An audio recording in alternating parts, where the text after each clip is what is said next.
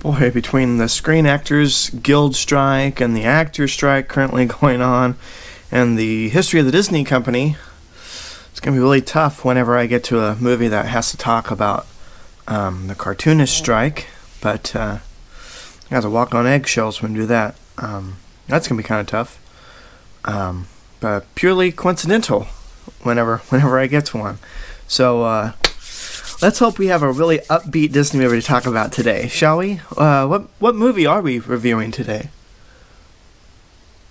Oh.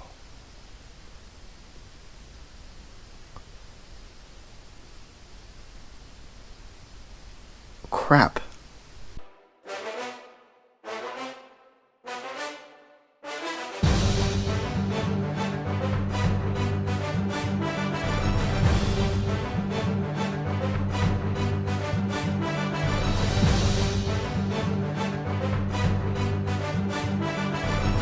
What goes, everybody? Welcome to a brand new episode of Walt Wednesdays, where we take a look at a brief history of some very famous Disney movies or shows or series or what have you, and we get to talk about my thoughts at the very end. Today, we're talking about 1942's Bambi, which is actually a lot more interesting movie to look into than I thought. So, where to begin? I guess with where the last episode took off. Pinocchio and Fantasia both came out in 1940, and it tanked the company like huge, big time. Like, they were bankrupt, pretty much. They were bankrupt, and they needed a way out. So there were two things that Walt did. He basically went to Bank of America and asked to have more money, essentially, to get a loan from the bank, and pitched the idea of Bambi. And I guess through his pitch, which Walt was a great seller when it came to his projects, he really knew how to market his movies. It's actually really crazy. And the bank ate it up. They gave him a loan. And Walt also did one other thing that he actually didn't like, but Roy knew it was something that he needed to do, so Walt did it. And that was sell stocks in the company. Walt hated the idea of doing that because it made him feel like he had to basically make whatever board wanted him to make. And he didn't like that, but financially he knew he had to get money somehow. So it was between asking for a loan from the Bank of America and selling the stocks that he was able to get some money going so he could work more on Bambi. And if that wasn't as bad enough, there were a couple other big things that really hindered the production of Bambi, and that was Pearl Harbor, which happened in 1941.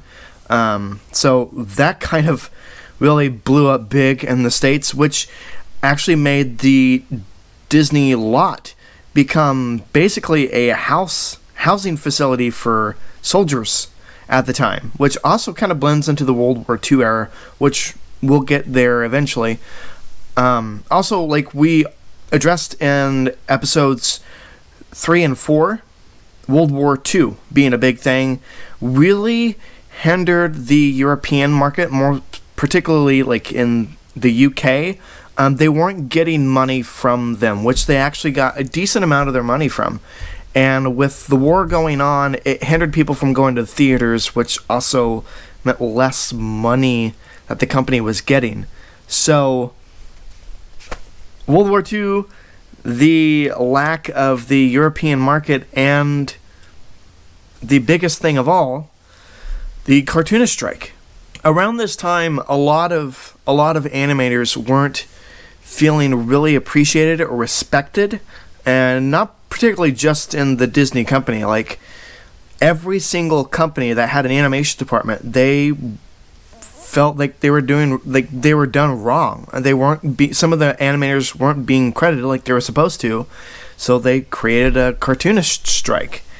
And it wasn't until one of the big members, one of the lead animators at the Disney studio, really felt disrespected. He noticed things going on in the company that wasn't right and stood up to Walt, and Walt hated that. And it was through him that basically half of the entire studio went on strike, which at the time you have to put into perspective. Basically, half of the animators that were working at the time worked at Disney. So the fact that half of Disney's studio went on strike was a tremendous thing. Basically, they were on I wouldn't say skeleton crew, but that really whittled down a lot of the production when it came to the future films that they would do. The way in which Disney animated Bambi is very fascinating. So, something that I didn't touch when it came to the last 2 episodes is that Walt basically held an academy for animation. He basically had a school in which people can go to study animation and really perfect their craft. And I feel like Bambi was a really big movie to do this. They brought in actual animals for them to study to make sure they get all the little ticks and movements that actual animals would do. They brought them on the lot and they were able to play with the animals and really get to study them. They played around with water quite a bit so they could perfect reflections, how it ripples in the water itself, rain drops when it hits another body of water and how it splashes. It's fascinating stuff.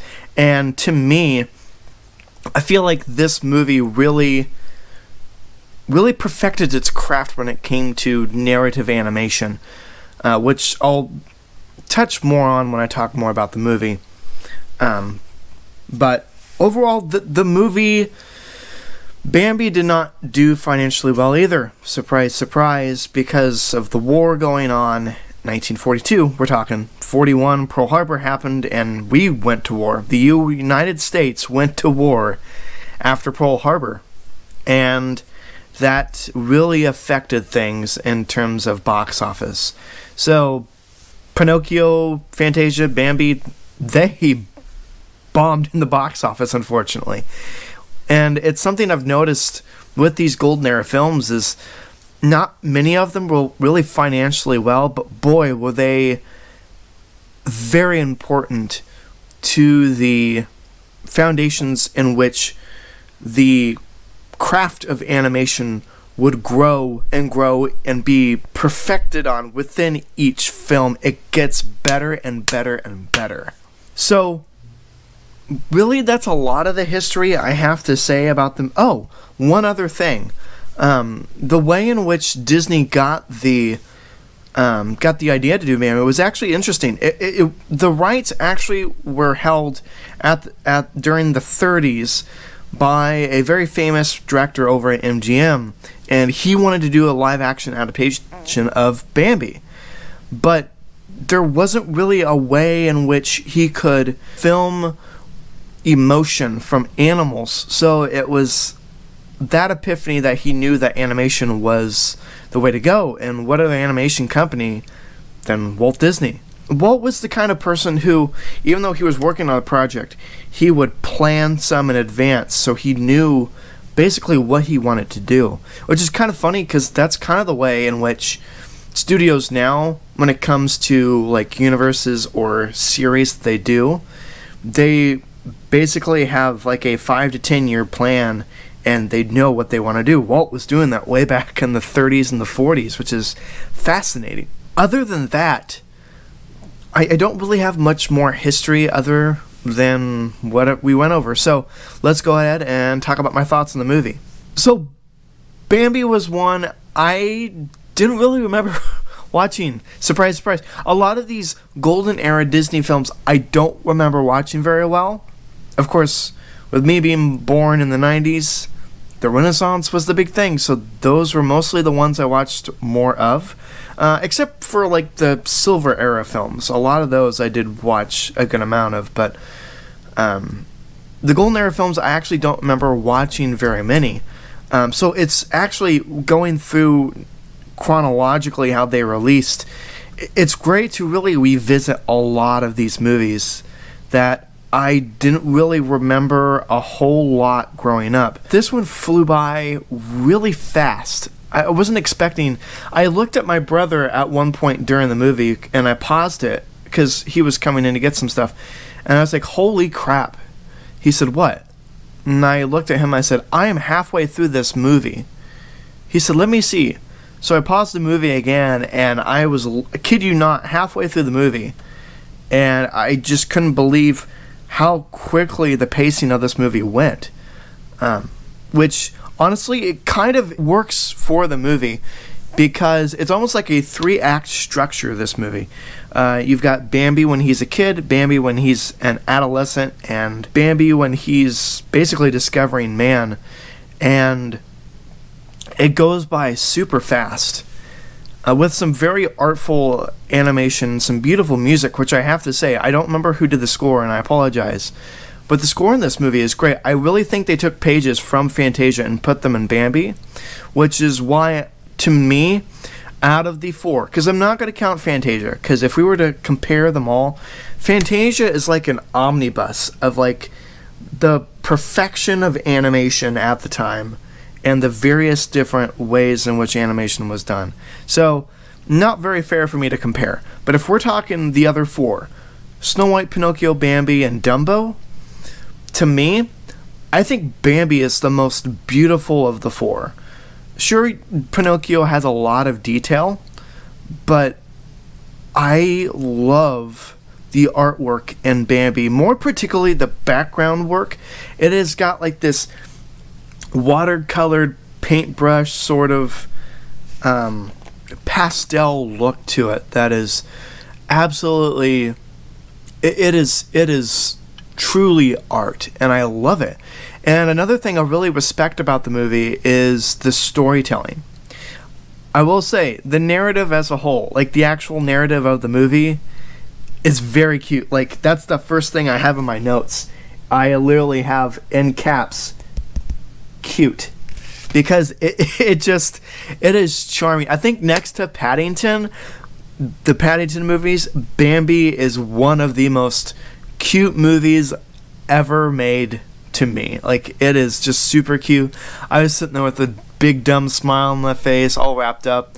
And I will side note, Thumper, probably my favorite character in the whole movie. I know you're with Bambi the whole time, but more particularly Kid Thumper, I loved. Like, he is so funny, Thumper. But this is just I think some of the most beautiful animation in the Golden Era, Fantasia aside. Also, I love the themes they have in this movie when it comes to maturity, which they kind of touch on a little bit. It's more particularly about nature and man's effect on nature and the beauty that nature has. I think this movie kind of was a landmark for the company, because later they would go on, within the same decade, they would go on to make some nature documentaries and win some awards for them. So, I think Bambi was really the opening door into live action, which we'd actually would get later within the World War II era, but I'm getting ahead of myself. As a whole, Bambi is a very beautiful and cute movie, which also, I will have to say, this is where, in the animators world, we get the phrase, man is in the forest, which basically their code to get back to work if they were kind of goofing off, or just their way of saying, hey, boss man's coming, man's in the forest. Because Walt was a very heavy smoker, and you could hear his cough down the hall, so they would go, man is in the forest, to basically straighten up their act and get back to work. So, as a whole, Bambi, very beautiful, very cute, very short movie, and I think works well, because I think if this movie was in a more contemporary allotted amount of time, like if it had the same runtime as today's animated movies, I feel like it would be too long. So I think the pacing that this movie has works perfectly, and actually it went by very fast. It was a very charming, very cute, very beautiful movie to watch, and I really enjoyed revisiting this movie and how much I actually loved this movie. I never really felt that way. I always thought Bambi was just one of those movies where it's okay, it's cute, but within watching it and within the history and everything. I after watching it now again to revisit it for this episode, I've grown to love this movie. This movie is just truly art, truly beautiful, very cute, very funny, and it's no surprise why it's a classic. So that concludes Walt Wednesdays. I thank you guys for stopping by. I hope you enjoyed this episode. And what are your thoughts on Bambi? Let me know in the comments below what you guys think of Bambi. If you enjoyed this video, don't forget to like, comment, subscribe. It lets me know that you guys like my content and also keeps you in the loop of what all else is coming out. Which, by the way, there is a poll up on my channel at the time of this recording. Basically asking about the direction of my channel. So whether you're subscribed or not, please stop by at my channel, fill out that poll. I really appreciate it because I really need some feedback. So like, comment, subscribe, vote on that poll, and share around with your friends so we get more people to the party.